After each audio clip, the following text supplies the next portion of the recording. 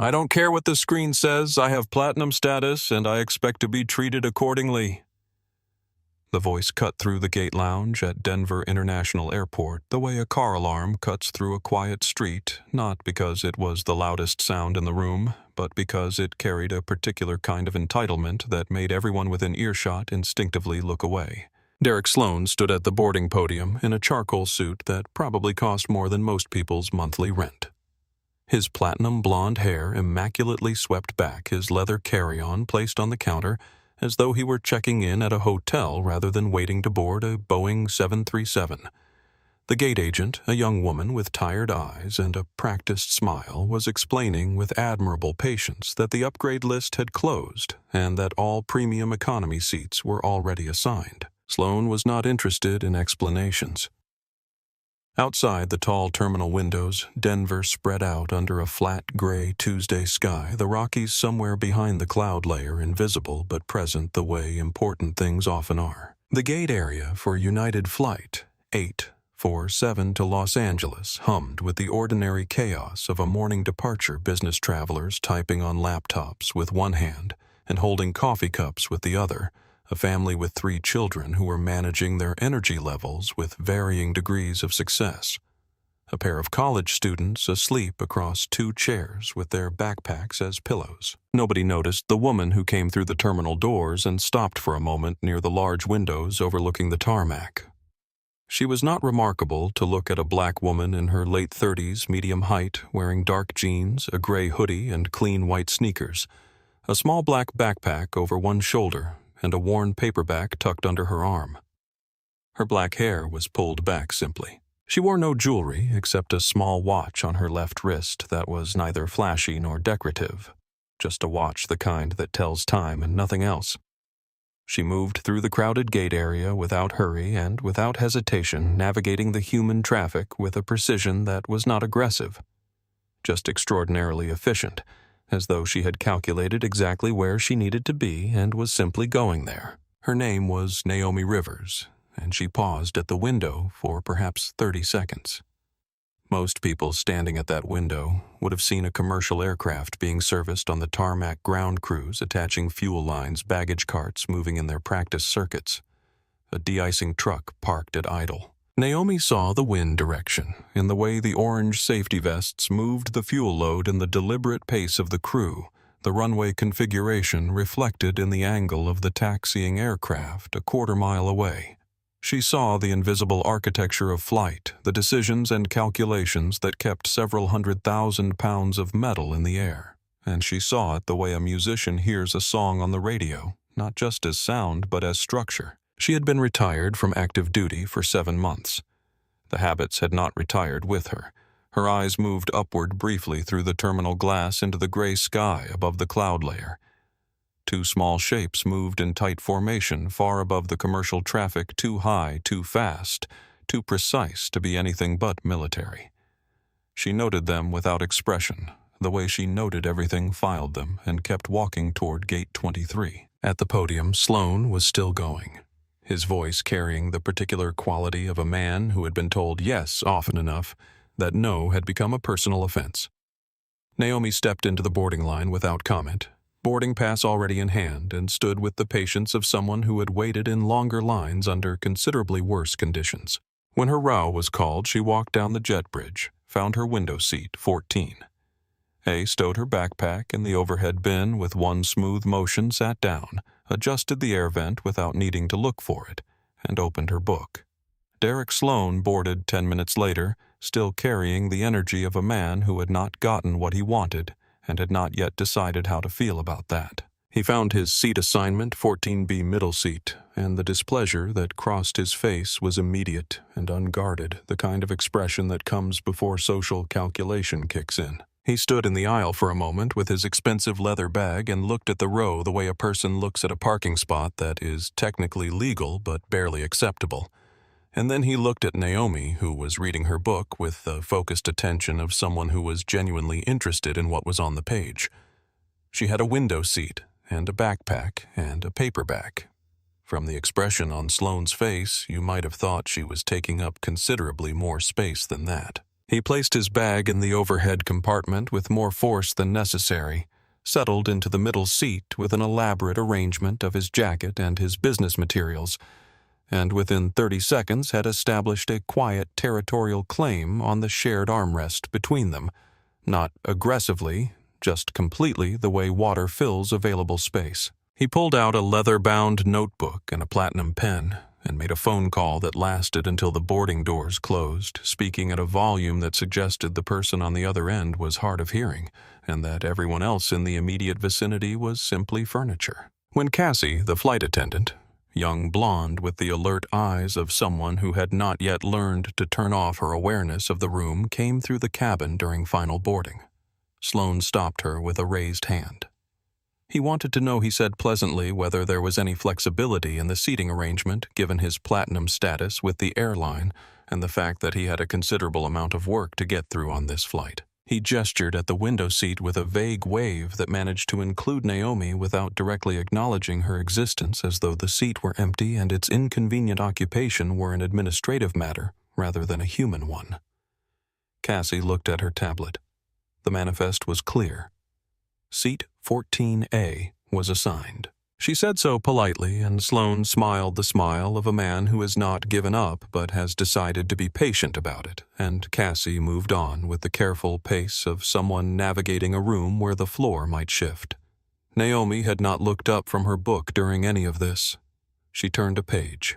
2 rows back, an elderly woman named Ruth Ellison had watched the entire exchange with the quiet, absolute attention of someone who recognized what they were seeing. Ruth was 74 years old, traveling alone to Los Angeles to see her grandchildren for the first time since her hip replacement, and she had been navigating rooms like this one her entire life.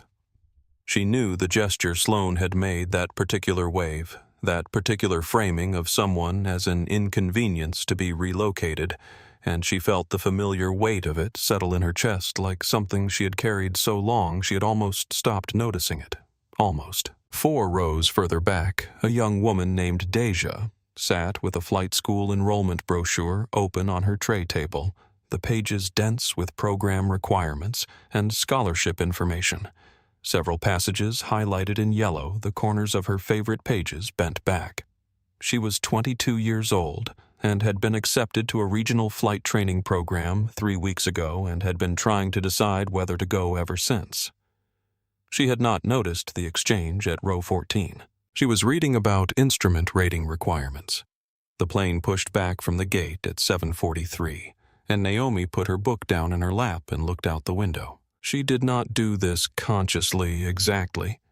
It was more that her body remembered in the way bodies remember things that have been done thousands of times, that this was the moment when you checked the wind and the runway and the surface conditions and ran the calculations that lived below language in the part of the mind that doesn't use words. The 737 taxied with the mild, lumbering patience of commercial aircraft, and she watched the runway numbers approach and felt, not for the first time in the past 7 months, the strange dislocation of sitting in the back while someone else flew. During the takeoff roll, when the engines wound up to full power and the acceleration pressed everyone gently back into their seats, her hands moved slightly, just slightly, toward a control column that was not there. She caught herself and set them flat on her thighs. The wheels left the ground, and for a moment, just a moment, she was somewhere else entirely. The smell of desert heat and jet fuel, the weight of a helmet she had worn for 22 years. A voice in her ear saying her call sign for the first time like it was a question and an answer at once. Phoenix. Then the 737 banked slightly and Denver fell away below the clouds, and she was back in seat 14. With her paperback and her coffee, and the ordinary sounds of a cabin settling into cruise. Over the Rockies, the turbulence arrived as she had known it would. Thermal updrafts, mountain terrain, textbook stuff. And the plane bumped and shuddered in a way that was entirely routine and felt to many passengers like nothing of the sort. Sloane gripped his armrest and made a sound that conveyed both suffering and the implication that someone should be held responsible for it. Ruth leaned forward slightly from 16C and asked, her voice pitched low and careful, whether this was normal. Naomi turned in her seat. Yes, she said thermal updrafts over mountain terrain, the same thing every time, nothing the aircraft can't handle without effort. She said it with the matter-of-fact directness of someone describing weather rather than reassuring a frightened passenger. And somehow that was exactly right, because Ruth's shoulders dropped 2 inches and she nodded and sat back. Sloan had heard this. He looked at Naomi with the particular expression of a man who has just noticed that someone he dismissed is doing something he didn't expect, and the expression contained more irritation than curiosity, as though her competence were a minor imposition. He said with the tone of someone making polite conversation while meaning something slightly less polite that she seemed to know quite a lot about aircraft. Naomi looked at him briefly. She said she'd spent some time around planes. Then she opened her book again. Sloan turned to Cassie, who was passing with a beverage cart, and said not loudly but not quietly either, pitched at exactly the volume that carries without appearing to be directed, that it was remarkable how some passengers managed to find themselves in premium seating these days. And wasn't it something? And he offered the observation to the air rather than to any person specifically, in the way that the worst things are often said. Cassie's face went very still. She pushed the cart forward without responding. From 16C, Ruth made a sound, barely a sound, really more of a breath that carried in it the weight of 74 years of having heard exactly that kind of thing said in exactly that kind of voice. Her eyes found Naomi's over the headrests, and something passed between them that was old and familiar, and did not need words, the recognition of a shared language that neither of them had chosen to learn. If this story is making you feel something, please like and subscribe to our channel. More stories like this are on the way, and you won't want to miss them.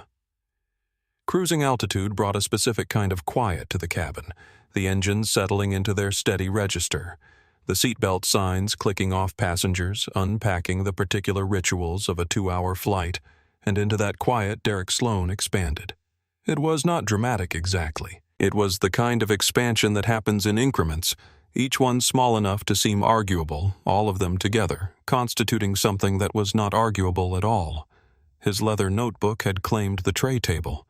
His jacket had claimed the gap between the seats. His elbow had claimed the armrest, and now his materials a spread of printed documents and a second notebook, and his phone, propped at an angle, had migrated past the armrest and onto the edge of Naomi's seat space in the way that water migrates toward low ground, without decision, simply following available gravity. Naomi had shifted slightly toward the window. She had not said anything.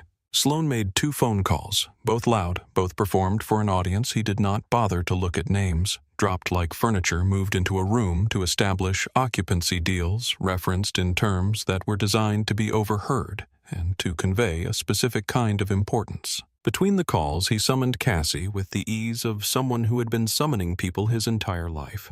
And when she came, he ordered a coffee and a sparkling water, and then, with the gesture of a man doing someone a favor, waved his hand at Naomi and said that she probably just wanted water.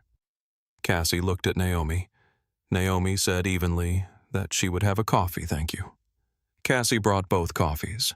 Sloan looked at his phone while this happened. When Cassie had moved on, Sloan made a comment directed at the middle distance, the way all his most damaging comments were directed about how some people always needed to be catered to. Didn't they always needed the special treatment?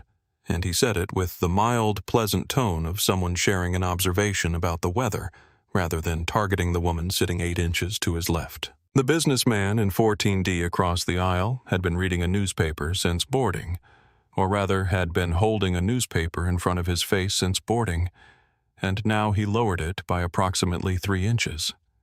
His eyes moved to Sloan, and then to Naomi, and then back to Sloan, and the newspaper stayed where it was, no longer serving its original function.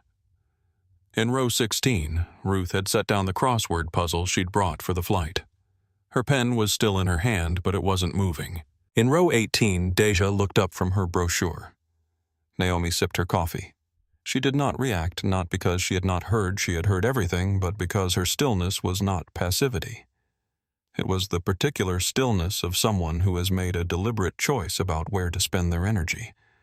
And this moment, this man, this specific performance of contempt at cruising altitude, this did not qualify. She had flown through actual anti-aircraft fire. She had made decisions at 20,000 feet that determined whether people lived or died. She had learned over 22 years to distinguish between things that required a response and things that simply required endurance, and she had endured considerably worse than Derek Sloan, with considerably less protection than a Boeing 737 and considerably higher stakes than a seat assignment. She turned a page. Sloan pressed the call button for the second time in 20 minutes, and when Cassie arrived with the expression of someone assembling patients from available materials, he asked in a pleasant, carrying voice whether there were any other seats available, perhaps somewhere with a bit more space, more appropriate for a premium passenger traveling for business. And he looked at Naomi while he said appropriate in a way that made the word do more work than it was designed for. Cassie checked her tablet. The flight was full, every seat occupied. She conveyed this information with professional neutrality, which was doing a great deal of work in the circumstances. Sloan made a small sound of dissatisfaction and then turned to look at Naomi directly for the first time since boarding with the expression of a man delivering a reasonable suggestion to a sensible person, and said that she might want to consider flying economy on future trips to avoid exactly this kind of confusion. And he said it in a tone that contained within it the entire assumption of who she was and what she was worth, and why she was in a seat that men who looked like him should not have to share. The cabin went quiet. Not all at once, row by row, section by section. The ambient noise of a normal flight draining out like water from a tub until what was left was the sound of engines and the weight of what had just been said sitting in the recycled air between 37,000 feet of sky and the carpeted floor of a commercial airliner. Naomi closed her book. She did it the way she did everything, with a deliberate, unhurried precision that contained no wasted motion, her thumb marking the page first. The cover closing after the book set on her tray table with a soft final sound. Then she turned and looked at Derek Sloan. She did not look at him with anger, though she had every right to. She did not look at him with hurt, though the people watching expected that. She looked at him with a steadiness that was in its way harder to face than either the clear, assessing gaze of someone who sees exactly what is in front of them and has decided what it is, and the decision has not taken long. She said that she had a confirmed seat, a valid boarding pass, and she would like to read in peace. That was all. She opened her book again. The brevity of it, the absolute refusal to match his energy or escalate into his register, or give him the argument he had been shaping for since they boarded, seemed to destabilize Sloan in a way that a longer response would not have. He had expected resistance of the ordinary kind, the defensive explanation, the appeal to fairness, the flustered pushback that would have allowed him to perform patience or reason in front of the watching cabin, and instead he had received 7 words and the sight of a woman returning calmly to her book, and he did not know quite what to do with that. What he did was call Cassie over again. He said he wanted to speak to the senior flight attendant, his voice carrying the particular combination of calm and implication that is designed to activate official machinery. And he said there might be a security concern about a passenger who was refusing to cooperate with crew requests. And he said, security concern. The way people say it when they mean something else entirely, when they are using a serious word to clothe a small and ugly thing. Cassie's face went through several expressions in quick succession before settling on professional composure, and she went to the galley. Ruth from row 16 made a sound. Not a word. Just a breath expelled through the nose, the specific exhalation of a woman who has lived 74 years and knows exactly what she has just witnessed. Her hands had tightened on the armrests of her seat, and the crossword puzzle had been placed in the seat pocket in front of her as though she no longer trusted herself to hold a pen steadily. The businessman across the aisle had folded his newspaper completely and set it on his tray table. He was not pretending anymore. Deja had turned fully in her seat. The senior flight attendant came forward, older, unhurried, with the composure of someone who had managed situations considerably more dramatic than this one, and she reviewed Naomi's boarding pass, checked the manifest on her tablet, and confirmed without inflection that seat 14A was correctly assigned to this passenger and that everything was in order. Sloane asked pleasantly dangerously who had authorized the assignment, and what was the basis for a passenger of this type receiving priority seating, and that this type hung in the pressurized cabin air like smoke. Naomi did not look up from her book. The senior flight attendant looked at Sloane for a moment with an expression that conveyed something precise and professional and not warm, and then she said that all seat assignments were made by the airline's ticketing system, and that the passenger in 14A had a valid boarding pass for that seat, and that she would be happy to assist Mr. Sloane with any issues unrelated to his seatmate's presence, and she walked away. Ruth reached forward from her row and touched Naomi's shoulder. Just her fingertips briefly, the lightest possible contact, and Naomi's hand came off the page of her book and rested on Ruth's for 1 second, warm and certain, before returning. The businessman across the aisle looked at his folded newspaper for a moment, then reached into his jacket pocket and took out a pen and a small notepad and began writing something down. 40,000 feet above the Boeing 7372 F-22. Raptors moved through the cold, clear air above the cloud layer in the kind of formation that looks effortless from below and represents thousands of hours of training from inside the cockpit. Captain James Hawk Brennan and Major Yara Viper Delacroix had been flying together for 3 years, and in that time they had developed the kind of communication that operates below language. The small adjustments, the unspoken coordination, the shared understanding of each other's margins. They were among the most elite pilots the Air Force had produced in the last decade, and they knew it, and it had made them not arrogant but careful, the way people become careful when they understand exactly what they are responsible for. The mission was a standard corridor patrol enhanced security advisory over the Denver to LAX commercial airspace, the kind of thing that happened a few times a month and usually resolved into routine without incident. Command had transmitted a roster of commercial aircraft currently active in the zone standard procedure, and Hawk was running through the manifest data on his secondary display, while Viper managed formation altitude. He stopped on one name. He read it again because the first reading had not fully registered, and then read it a third time because the second reading had. He said the call sign to Viper on their secure channel. He said it quietly, the way you say something that you are not sure you have the right to say out loud. Phoenix. The silence on the channel lasted long enough that Hawk checked his transmission indicator to make sure it was still active. Then Viper said, "Say that again." Hawk read the manifest entry in full. Colonel Naomi Rivers, United States Air Force, retired, call sign Phoenix, seat 14, a United Flight 847, Denver to Los Angeles, currently at cruising altitude below them. There was a silence that was different from the first one.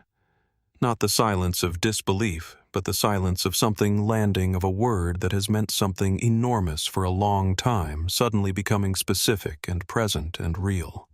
Viper had been 16 years old when her flight instructor at the academy, a veteran with a quiet manner and a long record, had played them a recording from a mission over eastern Afghanistan. Not the whole mission, just 7 minutes of radio transmission. A single pilot's voice calling coordinates steady and precise, while a fuel alarm was clearly audible in the background, while every calculation available to that pilot said she was not going to make it back. The instructor had played the recording twice, and then said, "This is what the job actually is when it matters." He had said the call sign once.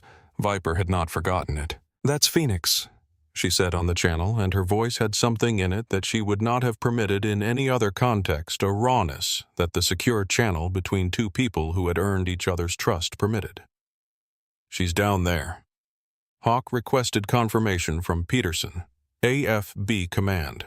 The confirmation came back confirmed. Colonel Naomi Rivers, call sign Phoenix, traveling civilian, retired 7 months ago, not connected to any security matter. Stand by for further instruction. Hawk looked down at the cloud layer below him, white and solid as a floor, and somewhere under it, a Boeing 737 with a woman in seat 14. A reading a book in a gray hoodie. "Command," he said, and his voice was steady because that was the job she's down there, while we're up here in jets, she helped write the doctrine for. The response from command came through approximately 90 seconds later, and when it did, both pilots were quiet for the length of time it takes to understand that something is real. Pentagon Command Authority had authorized a recognition salute. James Webb had been an air traffic controller at Denver Center for 11 years, and in that time he had seen the full range of what a passenger manifest could contain: wanted persons, medical emergencies, federal air marshals, the occasional celebrity traveling under a pseudonym that didn't fool anyone. But he had never seen what came up on his screen when United Flight 847's manifest cleared through the enhanced security verification protocol at 7:51 that morning. The flag that activated was not the standard red indicator for threat assessment. It was a different color, a deeper classification, the kind that Webb had been trained on, but had never personally encountered. And for a moment he simply stared at it with the focused attention of a man trying to determine whether his equipment was malfunctioning. It was not malfunctioning. The file that populated was not long, but it was dense the way small spaces can contain tremendous weight. Colonel Naomi Rivers, United States Air Force, 22 years active duty. Entered service at 21, trained as an F-16 pilot, deployed to Iraq at 24. What followed was not a list so much as a record of a specific kind of life. 240 combat missions across 2 theaters of operation. 3 confirmed air-to-air kills in a single engagement over Baghdad that had been written up in every advanced fighter tactics program in the Western world. A Distinguished Flying Cross, a Silver Star, a Purple Heart awarded twice, and at the bottom of the decorations section, a notation in bold that Webb had to read carefully because it referred to an operation he had heard about, but never expected to encounter in a manifest verification. Operation Ember Ridge. Webb was not a military pilot and had never wanted to be one, but he knew the name Ember Ridge the way most people who worked in aviation knew it, not from official briefings, but from the stories that move through the industry. The way all important stories move past from person to person, accumulating weight with each retelling, until the facts have become something close to legend.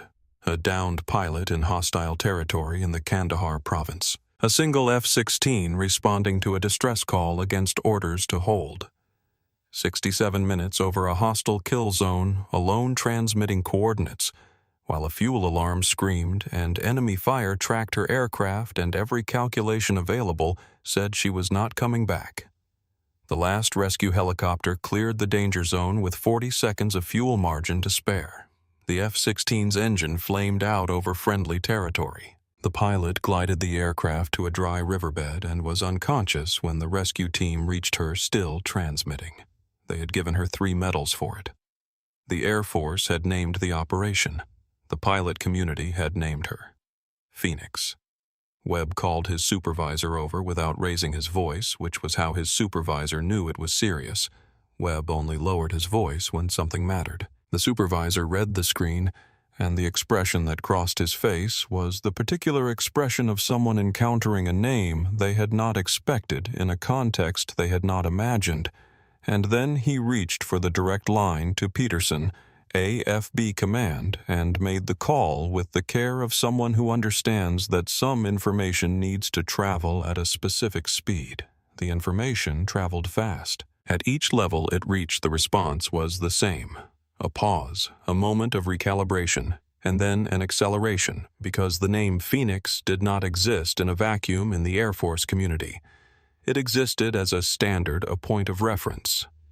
The answer to the question of what this job was capable of being, and the people who heard that this standard was currently sitting in seat 14A of a commercial aircraft traveling at cruising altitude through their airspace responded with the speed of people who understood exactly what that meant. The Pentagon flag officer who authorized the recognition salute had been a captain in Iraq when Operation Ember Ridge happened. She had known the pilot's voice from 7 minutes of radio recording and had not forgotten it in 20 years. She authorized the salute in 45 seconds. Webb relayed the instruction to Hawk and Viper's patrol frequency and then sat back in his chair for a moment before pulling up Captain Okafor's cockpit channel. And he noted as he did so that his hands were not entirely steady, and he found he was not embarrassed about that. Captain James Okafor had been flying commercial aircraft for 20 years, and he had heard many things over his cockpit radio that required steady hands and a clear mind. But he had never heard quite what Webb said to him over the Denver Center channel at 8:03 that morning, and he asked for confirmation twice, which was one more time than he had ever asked for anything.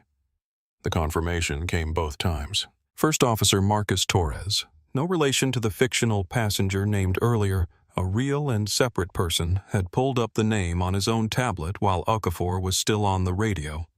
And when Okafor set down the headset and looked at him, Torres was looking at the screen with the expression of a man who has just read something that reorganized how he understood the world. "She's been sitting back there the whole time," Torres said. Okafor picked up the cabin intercom and held it for a moment without keying the transmission, the way you hold something important before you commit to it. He was a careful man by nature and a precise one by training, and he understood that what he was about to say would change the atmosphere of his aircraft irreversibly. And he took the time to find the right words, because the words mattered, because the woman in seat 14A deserved words that were equal to what she had done. He keyed the intercom. "Ladies and gentlemen," he said, his voice carrying the measured authority of a man who had spent 20 years being the calmest person in the room when it mattered most. "This is your captain. I have an unusual announcement to make, and I want you to hear it clearly. United Flight 847 is currently traveling with a military escort. More importantly, one of our passengers today has been identified by Pentagon Command Authority as one of the most decorated combat pilots in modern Air Force history. Her name is Colonel Naomi Rivers, and her call sign is Phoenix. She served 22 years in the United States Air Force, flew 240 combat missions, and was awarded the Distinguished Flying Cross, the Silver Star, and the Purple Heart twice for her actions during Operation Ember Ridge, in which she remained alone over hostile territory for 67 minutes under fire, guiding rescue helicopters to a downed pilot until her own aircraft's engine failed. The Air Force has never forgotten what she did. And today, the United States Air Force has specifically authorized a recognition salute for Colonel Rivers, a rare honor reserved for service of the most exceptional kind. Please direct your attention to the windows." The cabin did not erupt. It did something more powerful than that. It went completely, absolutely still. The specific silence of a large group of people all arriving at the same understanding at the same moment. And in that silence, you could hear the engines and the air conditioning. And if you were paying attention, the very particular sound of 37 people recalibrating everything they thought they knew about the woman in seat 14A. Then everyone turned. Naomi had not moved. Her book was closed on her lap, both hands resting on the cover, and her eyes were closed, not sleeping, not frightened, but closed with the expression of someone who has just been handed something they did not ask for and are deciding how to receive it, the way you close your eyes when something is too large to look at directly, and you need a moment before you can look. Her jaw was tight. That was the only sign. Ruth's reaction came first, and it came immediately. And it was not contained tears, sudden and full, not from sadness, but from something much older and deeper. The feeling of seeing a dignity that has been quiet and invisible for a long time, suddenly made visible and undeniable in front of everyone. The feeling of a room finally rearranging itself into the correct shape. She pressed both hands over her mouth and looked at the back of Naomi's head, and the tears ran down over her fingers. At row 18, Deja stood up. She didn't mean to.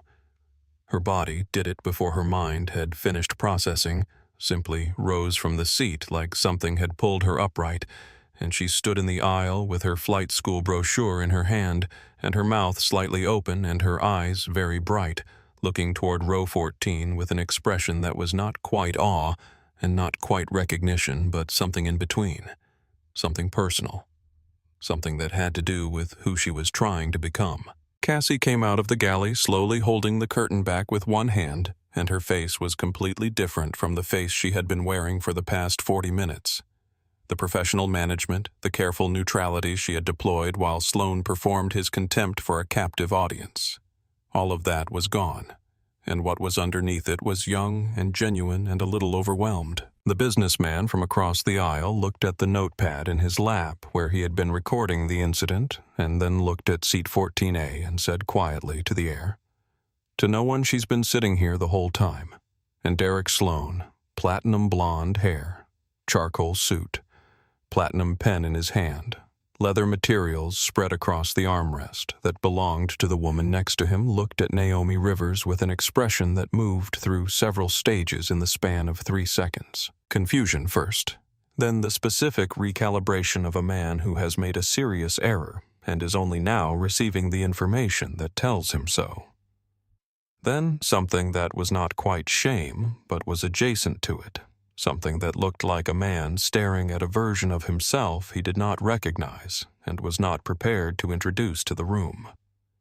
He looked at his materials spread into her seat space. He looked at his hand on the armrest. He looked at the woman beside him who had her eyes closed and her book on her lap and had not looked at him once. His platinum pen was very still. The clearance to execute came through on Hawk's frequency at 8:07, and he and Viper had been ready for 4 minutes. They had not spoken much in those 4 minutes.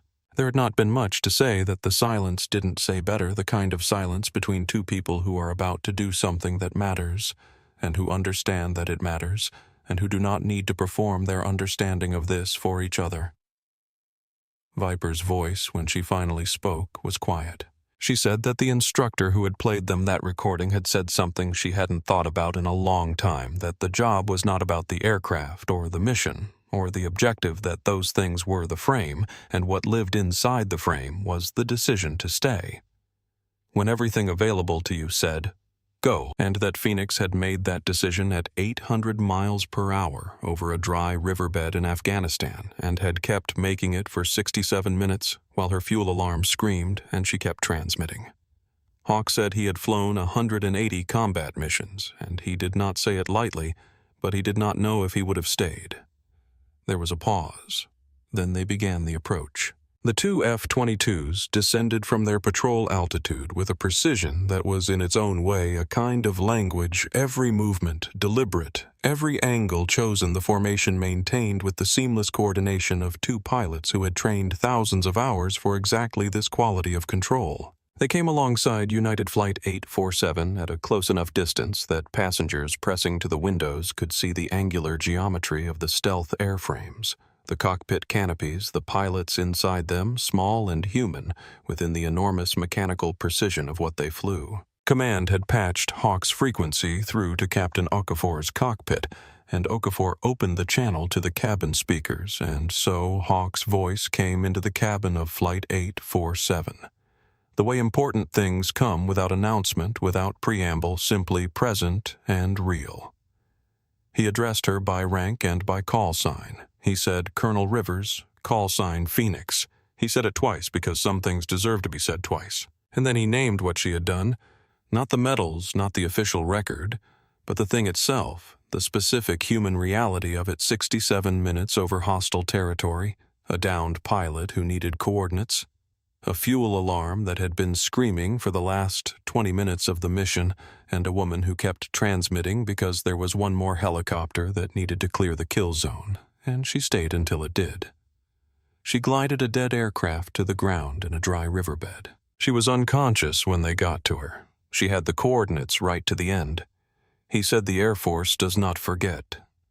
Viper's voice came on the channel after, and she did not try for the official register because what she had to say was not official. She said she had been 16 years old when she first heard the 7 minutes of radio transmission from Ember Ridge, and she had been deciding whether the Air Force was worth her life. And she had listened to Phoenix's voice staying steady while the fuel alarm screamed, and she had decided. She said thank you for the job being worth it. Outside the windows, the 2 F-22s executed the salute, a slow, measured wing dip. both aircraft in perfect synchronization, unhurried with the grace that exists only when someone has complete mastery and chooses to use it with care rather than force the way a great musician plays softly, because softly is what the moment needs. Passengers on both sides of the cabin pressed to the windows. Several people were crying openly.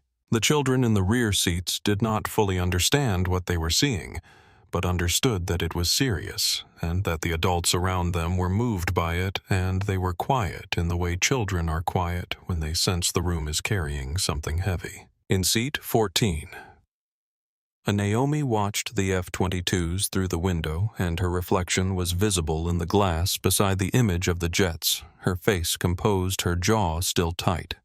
Her eyes tracking the aircraft with the automatic trained attention of a pilot who cannot look at another aircraft without seeing everything it is doing and why. She raised her right hand and pressed her fingers flat against the cold window glass toward the jets, toward the pilots inside them, toward the job that had been her life and the people who were still living it. She held them there until the aircraft pulled back into formation. Then she lowered her hand, and her reflection in the window looked exactly like what it was: a woman in a gray hoodie on a commercial flight carrying 22 years of something that most people in the cabin were only now beginning to understand the weight of. The salute completed, and the F-22s pulled smoothly back to their escort position above the cloud layer, and the cabin of Flight 847 did something that Cassie would later describe to her roommate as the quietest standing ovation she had ever seen people rising from their seats. Not to applaud, but simply because sitting felt insufficient, and then standing there not knowing quite what to do, and that not knowing being somehow exactly right. Ruth was the first one to move toward row 14. She came down the aisle with the careful pace of a woman who had replaced her hip 6 months ago, and did not intend to rush, and also did not intend to wait, and she sat down in the empty seat across from Naomi. The seat Sloane had spent half the flight trying to commandeer for his materials, and she took Naomi's hand in both of hers and held it. She didn't say anything for a moment, neither did Naomi. They sat like that two women who had met 2 hours ago on a Tuesday morning flight, holding hands in row 14, and the cabin gave them the space to do it. Then Ruth said in a voice that was very steady for a woman who had been crying 3 minutes ago, that she had been on a lot of flights in her life, and she had never felt so proud to be sitting near someone. A man from row 9 made his way forward, a veteran Vietnam era wearing a hat that said so, moving carefully but with purpose. And when he reached row 14, he stood at a loose version of attention and introduced himself as Leonard. And he did not say much, just that he had served, and he knew courage when he was in the same room with it. And he extended his hand to Naomi, and she stood up from her seat, which surprised him. And they shook hands in the aisle, in the way that two people shake hands when they are recognizing something in each other that does not need to be explained. Deja came forward with her flight school brochure, and she held it in front of her like an offering and like a question at the same time, and she was not sure what she was asking exactly. Just that she needed to be close to whatever this was, to whatever this woman carried, to stand in the vicinity of it for a moment. Naomi looked at the brochure. She asked Deja one question: where did she want to fly eventually when she was through with training? What did she see herself doing? And Deja told her. And the answer was good, specific, honest, the answer of someone who had thought about it seriously rather than romantically.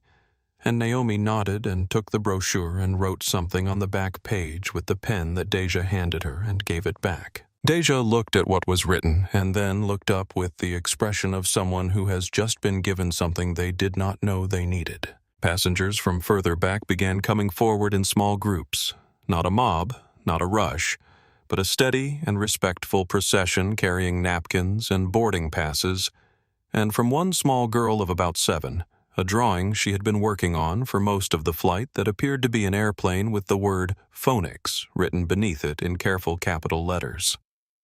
Naomi accepted this with exactly the right amount of gravity, which was considerable, and the girl beamed and retreated to her row.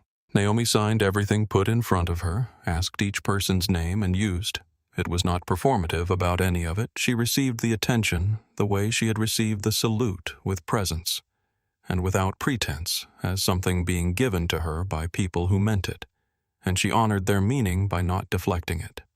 Sloane had not moved. He sat in 14B with his materials gathered and returned to his own space and his hands in his lap watching. He had watched the veteran. He had watched Ruth. He had watched Deja. He had watched the child with the drawing. His platinum pen was somewhere in his jacket pocket. His leather notebook was closed. Cassie came to row 14 eventually after the initial procession had settled, and she stood in front of Naomi with a different quality of stillness than she had carried for most of the flight, not the careful professional neutrality of someone managing a difficult situation, but the genuine, slightly unguarded quality of someone who has set the management down. She asked if there was anything Naomi needed. She said it simply, without flourish. Naomi said she was fine, and then she said thank you, Cassie, using the name, and Cassie's expression did something complicated and true. The senior flight attendant passing through the row reached across and gathered Sloane's excess materials from the shared armrest.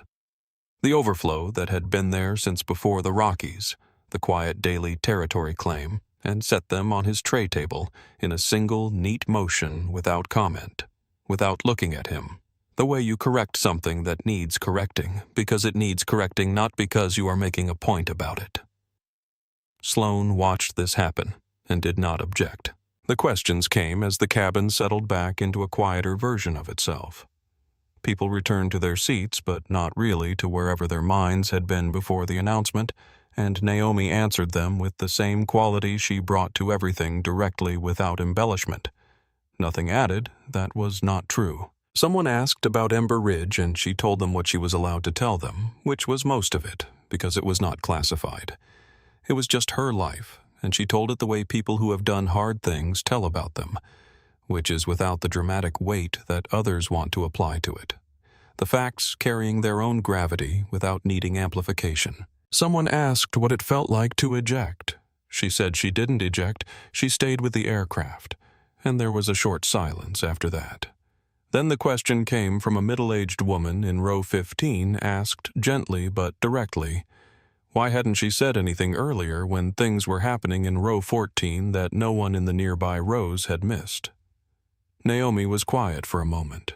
Then she said that she had been managing other people's assumptions about her for her entire adult life, in training rooms, in briefings at air shows, in every room she had ever walked into, where someone had looked at her and decided before she opened her mouth what she was likely to be worth. And she had made a decision somewhere in her mid-20s that she was not going to spend her life correcting people in real time, that her record was the correction, that her presence in the room was the correction, and that the work of changing someone's mind was not her primary obligation. Ruth said quietly from across the aisle that not everyone had a record that announced itself, that not everyone had 22 years and 240 missions to hand to a room that had already decided. The silence that followed this was real and heavy, and nobody rushed to fill it. Naomi turned and looked at Sloane. It was the first direct, extended look she had given him since the announcement, and it carried everything she had not said, not rage, not satisfaction, not the particular warmth of vindication, but something cooler and more precise. The gaze of a woman who saw exactly what had happened and what had caused it, and who was under no illusion about what it meant. Sloane spoke first. He said he hadn't known. He said it with the particular intonation of someone for whom this is intended as mitigation. A sufficient explanation, a reason that the preceding events should be understood differently. Naomi said one sentence. She said that the things he had assumed about her, the things that had led him to wave her away like furniture, to question her right to her seat, to suggest she fly economy, to avoid confusion, he had assumed all of them before he knew a single thing about her. And the question worth sitting with now that he did know was not how he had been wrong about her specifically, but why those assumptions had felt so available, so automatic, so reasonable to reach for in the first place. She said it without cruelty, without heat, with the same evenness she brought to everything, and it landed in the cabin like something with real weight, the kind of thing that settles into a room and stays. Nobody responded loudly. Nobody needed to. Deja in the back turned to a new page in her brochure and wrote something in the margin. Ruth exhaled long and slow, the breath of someone setting down something they have been carrying for a long time. Sloane looked at his hands. Captain Okafor's voice came over the intercom at 8:31, measured and clear.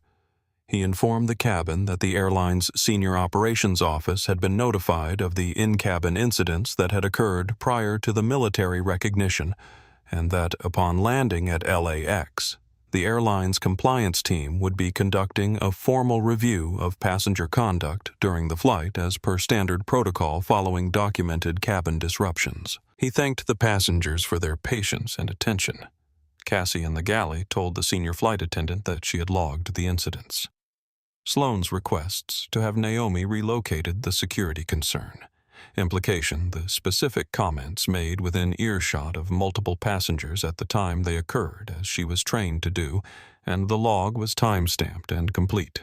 The senior flight attendant nodded and went forward to row 14B. She stood in front of Sloane with the professional calm of someone who has had many difficult conversations and has learned that directness is kinder than circumlocution. She told him that a compliance officer would meet the aircraft at LAX and would want to speak with him about the documented incidents. She told him that his Platinum tier account had been flagged for review, effective immediately pending the outcome of the investigation. She told him he was welcome to remain in his seat for the remainder of the flight, and that she hoped it would be comfortable. Then she moved on. Sloane sat with this information for a long moment. The performance he had been giving since Denver, the confident carrying voice, the name-dropping phone calls, the casual deployment of status as a social weapon, had nowhere to go. The register he had been operating in had simply ceased to function the way certain instruments cease to function outside the altitude range they were designed for, and what was left was a man in a charcoal suit in a middle seat, smaller than he had been 2 hours ago. The businessman across the aisle, who had been quietly writing in his notepad since before the announcement, folded the page carefully and flagged down Cassie, and told her that his notes were available to the compliance review if needed. The date, the flight number, the seat assignments, and a written account of what he had witnessed from the moment of boarding. Cassie took his card and said she would make sure it reached the right people. In seat 14, Naomi had returned to her book. She was actually reading it now, not holding it as cover or armor, not maintaining it as a performance of indifference, but genuinely reading, her thumb moving along the bottom of the page, her eyes tracking with the focus of someone who has put something down and picked up something else, who has given the preceding hours exactly what they required and is now doing something for herself. Outside the window, the F-22s were two small shapes above the wing visible against the cleared sky, patient and precise going wherever they were needed. The descent chime sounded at 8:44, and the captain announced their initial approach into Los Angeles, and the cabin began the ritual recollection of itself: tray tables up, seat backs forward. The scattered remnants of a 2-hour flight gathered and tucked away, and Deja came forward for the second time. She had her brochure in her hand, open to the back page where Naomi had written something, and she sat down in the empty seat next to Ruth and leaned slightly forward, and she asked her question with the directness of someone who has been working up to it since Denver and has decided that the descent window is her last chance. She said she had been accepted to a regional flight program in Tucson and that she was going. She had made that decision, but what she needed to understand, what had been sitting in her chest since she first started telling people about her plans and watching their faces. Do the thing they did was how to walk into rooms that were not built for her, and not spend the whole time managing the distance between who she was and who those rooms expected her to be. She said, "You had to do that for 22 years, and you did it without losing yourself, and I need to know how." The cabin had gone quiet again, that same natural gravity it found whenever Naomi spoke, passengers settling without announcement, a collective leaning in. Naomi set down her book. She said she was not going to tell Deja that the rooms would get easier because some of them would and some of them wouldn't, and she was done telling young women comfortable things that weren't true. She said that what she had learned, not in a training room, but in the specific repeated experience of being the only person in a room who looked like her at altitude with real consequences attached, was that the distance between who you were and what the room expected was not a problem to be solved, but a fact to be outflown. You didn't close the distance by managing it. You closed it by being so genuinely, specifically, undeniably yourself that the room's expectations became irrelevant, not because you defeated them, but because you simply went past them. She said the call sign they gave me wasn't Phoenix because I rose from ashes. It was Phoenix because I kept flying when everything around me was on fire, and I kept flying calmly, and that calmness was not absence of fear. She was very clear about this, that calmness was a decision made and remade every single time. She said, "Go to Tucson. Fly. When the rooms do the thing they do, fly better. Not for them, for the ones who come after you and need to know it's possible." Deja was not crying exactly. Her eyes were bright in the way that comes before crying, and she was breathing carefully, the way you breathe when you are trying to hold something important in place long enough to absorb it, and she nodded. Not the polite nod of someone receiving advice, but the slow, specific nod of someone making a commitment. Ruth said very quietly that she wished someone had said those words to her at 22. Naomi looked at Ruth. She said, "I'm saying them now." Ruth laughed a real laugh, short and surprised and full, and pressed her hand over her heart. The aircraft banked gently on its final approach. The Los Angeles basin spread below them in the afternoon light, the geometry of the city, resolving from abstraction into the specific shapes of streets and freeways and the flat blue line of the Pacific beyond. And for a moment the cabin held all of it together. The view, the women in row 14, the veteran in row 9, the businessman with his notepad, the child with her drawing, Deja with her brochure held it all in the particular way that shared spaces sometimes do briefly before the doors open and everyone goes back to their separate lives. Sloane was looking out the window on the opposite side of the aircraft toward the mountains they had left behind. Okafor brought the aircraft down with the smooth, confident precision of a man who had landed at LAX hundreds of times and still treated each one with the attention it deserved. The wheels touching the runway with a sound and feeling that Naomi recognized in the center of her chest. Even through the layers of a commercial cabin, the aircraft's weight settling onto the ground, the deceleration, the specific quality of a landing that has been executed exactly right. Before the doors opened, Okafor came out of the cockpit. 20 years in commercial aviation, and he walked the length of the cabin to row 14 the way you walk toward something that matters without hurry, without performance. He stopped in front of Naomi and introduced himself properly, his full name, his rank, his years of service, and then he said that he had learned to fly from people who flew because of her, and that in 2 decades of commercial aviation, he had never expected to carry her as a passenger, and that he was honored, and he meant the word exactly. He asked if she would mind a photograph just for himself, nothing public, just to have. Naomi said yes. Cassie held the phone. They stood in the aisle, the captain and the colonel both in civilian clothes. Okafor in his white uniform shirt and Naomi in her gray hoodie, and Cassie took the picture, and in the picture they were just 2 people standing together, and they were also something considerably more than that. Naomi was the last passenger to leave the aircraft. She had insisted on it quietly, with the same manner she brought to all her insistences. Not loudly, not as a demand, just as a statement of what she was going to do. And people who met her eyes when she said it understood that it was settled. She stood in the aisle while the cabin emptied, shaking hands, accepting the folded drawings and the napkins, and the gratitude that people carried back from their seats like things they didn't want to leave behind. In the jet bridge, Deja was waiting. She held the brochure open to the back page where Naomi had written, and she held it out again not for more, just to acknowledge what was there. Naomi looked at it for a moment, and then looked at Deja's face, and whatever she saw there was sufficient, and she nodded once, and Deja folded the brochure carefully and put it in her jacket pocket, close to her chest. In the terminal, nothing announced Naomi Rivers. No uniform, no escort, no play card with her name.